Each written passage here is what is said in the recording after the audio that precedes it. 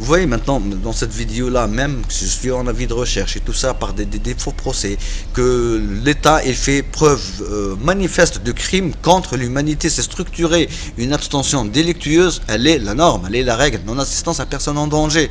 Contre les crimes de Ben Ali, maintenant dont je subis encore les conséquences de ces foudres-là, privé d'exercer, j'ai le droit d'exercer, mais je peux pas exercer avec comment dire, une sentence sur la tête et un avis de recherche. Et cet état dure depuis le mois d'avril 2011, suite à un jeu qui a été fait même avec les avocats.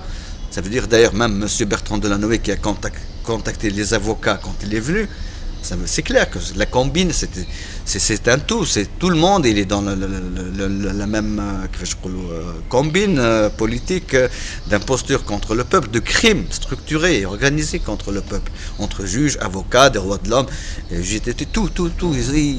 Il a, soi-disant, court-circuité toutes les articulations qui sont à même de faire réussir une révolution.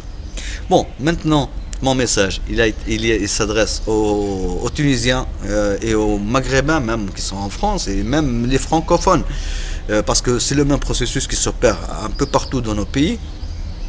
Mais ce message peut être suivi par les Tunisiens qui sont déjà en Tunisie, parce que je vous l'ai dit tout à l'heure, comment ça fonctionne Facebook, que c'est contrôlé, et vous avez même, voilà, avant d'oublier, pour vous montrer combien le peuple tunisien il est un peu, ça veut dire dans un état de torpeur, de stupeur, on vous passe carrément un crime qui est à la télé, filmé à la télé, la destruction de l'archive de pas mal de ministères, des archives qui sont des pièces à conviction, qui incriminent parfaitement l'ancien régime et tous ces comment dire, c'est comique quoi.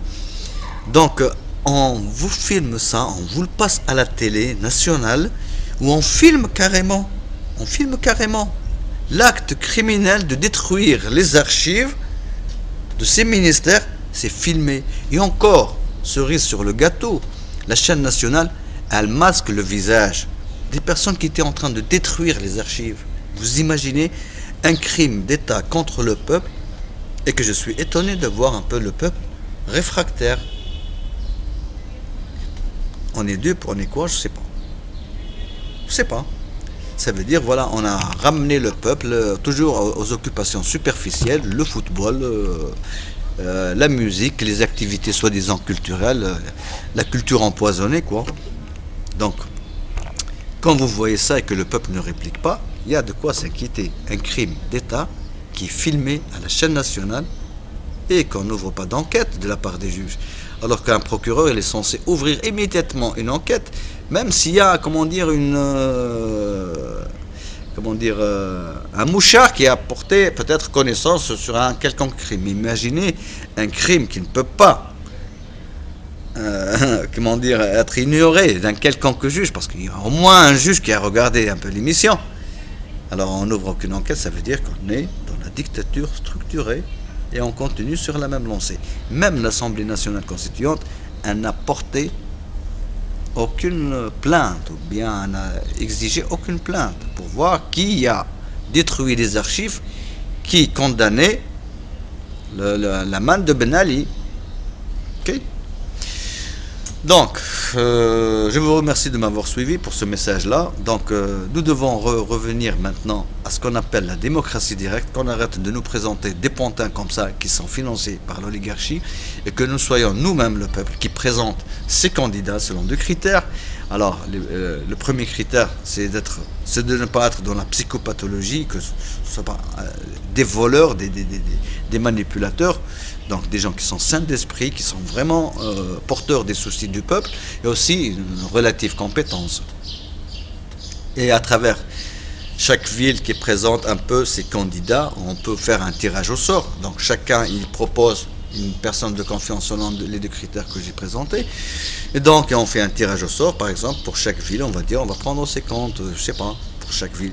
Et depuis ces personnages-là, on va trier un peu les profils selon leur spécialité un peu professionnelle, et c'est comme ça qu'on va tirer à travers ces personnages là un gouvernement, voilà, avec un tirage au sort, les chefs de cabinet aussi avec un tirage au sort, les gouverneurs avec un tirage au sort, les présidents de communes et tout ça avec un tirage au sort. Donc c'est des gens que nous-mêmes on les a présentés, non pas parce qu'ils appartiennent à un quelconque parti politique et qui est financé pour donner une ristourne plus tard, non, pour qu'ils soient des fidèles au peuple et non pas fidèles aux financiers.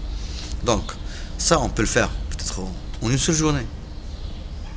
Une seule journée, enfin disons une semaine, étudier les candidatures et tout ça, et un tirage au sort. Donc il faut sortir des élections fantoches qu'on essaie de nous présenter là. Même celles qui vont venir, ça va être des fantoches, parce que tous les partis politiques, vous le comprenez bien maintenant, qu'ils soient de droite ou de gauche, ils sont financés par nos ennemis. Et l'ennemi de tous les peuples, entre autres l'ennemi du peuple français. Okay, donc ce qui fait, depuis là, donc on peut dire qu'on aura un gouvernement qui, quand il est tiré au sort, selon le profil de la compétence, de la propreté un peu de la main, et encore, ils vont être fidèles à la Tunisie, rien d'autre. Ils n'auront pas de compte à rendre à qui que ce soit, qui l'a financé ou quoi que ce soit. Donc, et depuis là, on va faire peut-être ce que je vous propose d'ailleurs, de faire un parlement où il y a trois catégories. Alors la catégorie des politiques, ceux qui sont dans le politique, alors disons que nous avons 100 partis, alors vous allez avoir 100 représentants, les chefs de parti. D'accord?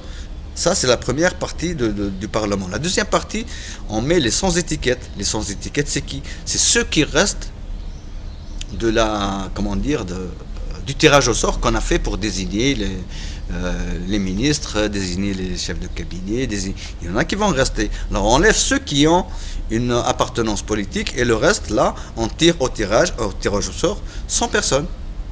Donc c'est pour être un peu la deuxième partie, la deuxième tranche du Parlement. 100 qui sont dans le politique, 100 qui sont tirés au sort des personnes qui n'ont aucune appartenance politique, parmi ceux que le peuple a désignés pour les présenter au tirage au sort, et nous prenons aussi 100 tirés au sort parmi le peuple, au hasard comme ça. Donc ils peuvent être, ça peut tomber sur un étudiant, ça peut tomber sur un agriculteur, ça peut tomber sur un serreur de chaussures, ça peut tomber. Donc là vous allez avoir vraiment une société bien représentée au sein du Parlement. Voilà, vous n'allez pas avoir des politiques qui sont chacun financés pour des intérêts personnels, où ils vont continuer à gérer le pays selon les conflits d'intérêts. Non, ils vont gérer le pays dans une représentativité réelle. Vous allez trouver trois catégories de la société et qui représentent toute la société et qui fait une micro-société de dynamique entre le politique, entre les sans étiquettes et entre les tirés au sort qui peuvent appartenir à toutes les classes sociales. Donc, c'est une proposition que vraiment je souhaiterais bien que ça puisse mûrir. Donc, pour que ça prenne un peu la route de l'exécution, d'abord, il faut maintenant arrêter avec cette arnaque-là qui s'appelle l'Assemblée nationale constituante, qui se tait sur les crimes du gouvernement. Donc, c'est des gens qui ont failli à leur devoir, donc ils ont droit à une révocation. Une révocation et une mise en examen. Non seulement une révocation, mais une mise en examen. Aussi bien de l'Assemblée nationale constituante que le gouvernement dont il a émané et qui ne nous représente pas, nullement, ne nous représente pas, et le président que vous avez hué à l'Institut du monde arabe en France. Donc, je finis un peu ma vidéo de cette façon-là. Donc, je vous remercie de m'avoir suivi. Et je remercie Égalité et Réconciliation si elle arrive vraiment à véhiculer ce message-là. Et je demande que les ponts entre les peuples soient encore plus étendus. Pas seulement à la France, même à l'Italie, peut-être aux autres pays.